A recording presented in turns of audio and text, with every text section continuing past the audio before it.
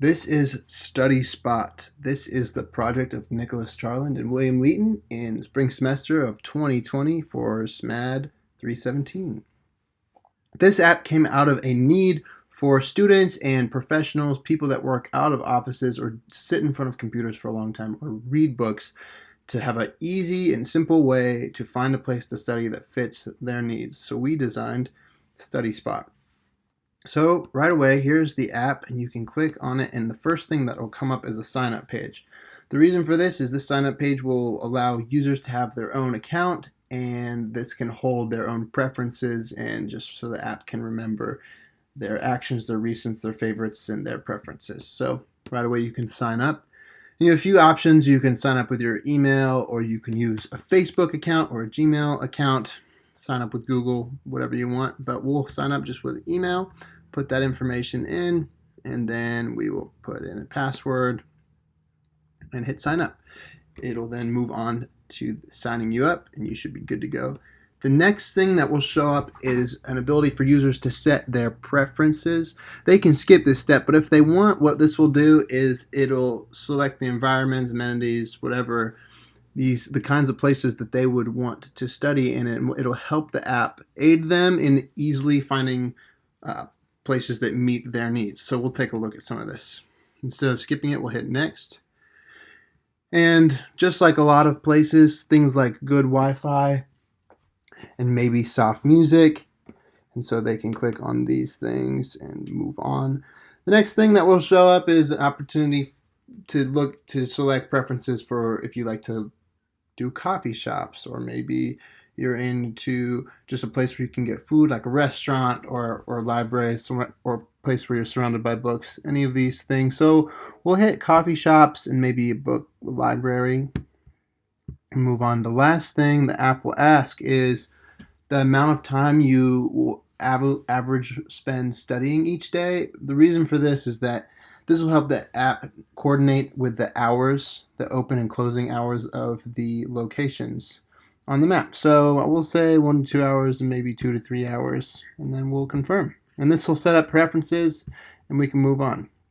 The next thing the app will do is open up a page that once is asking for your current location. The reason for this is that this way the app can show the locations that are closest to you based off of just where you are. So we'll allow for this, and it'll locate some close by spots.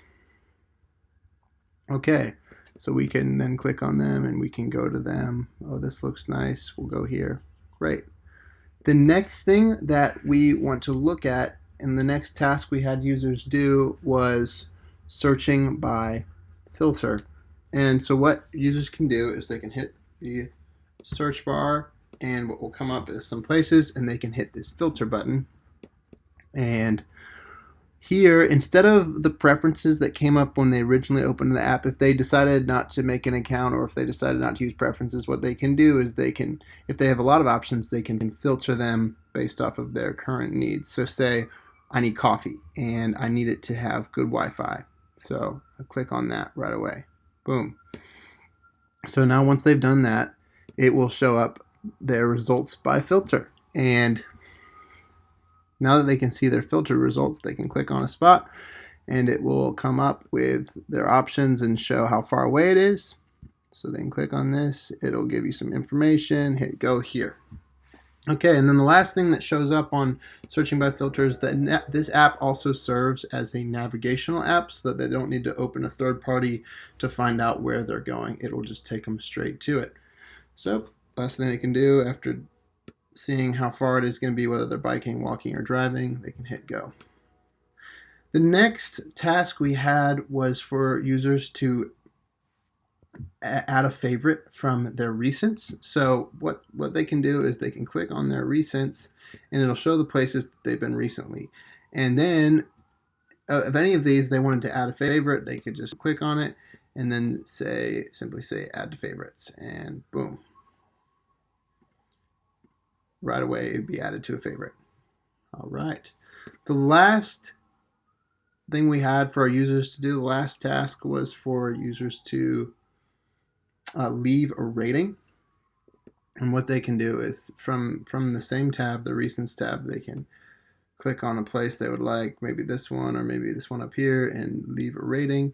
And then it will give them this dialog that will have them click on different things, whether it was busy or not very busy, and we can rate this a 5, and how noisy. It was still pretty quiet, and the Wi-Fi was great, whatever.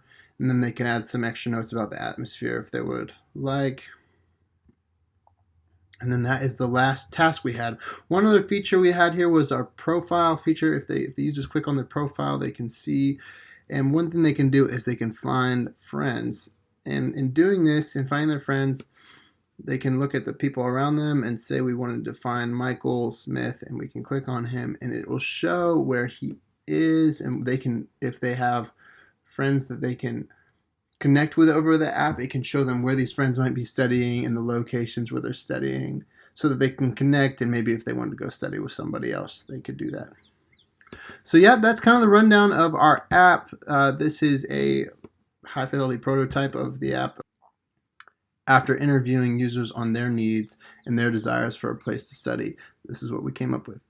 Thank you so much.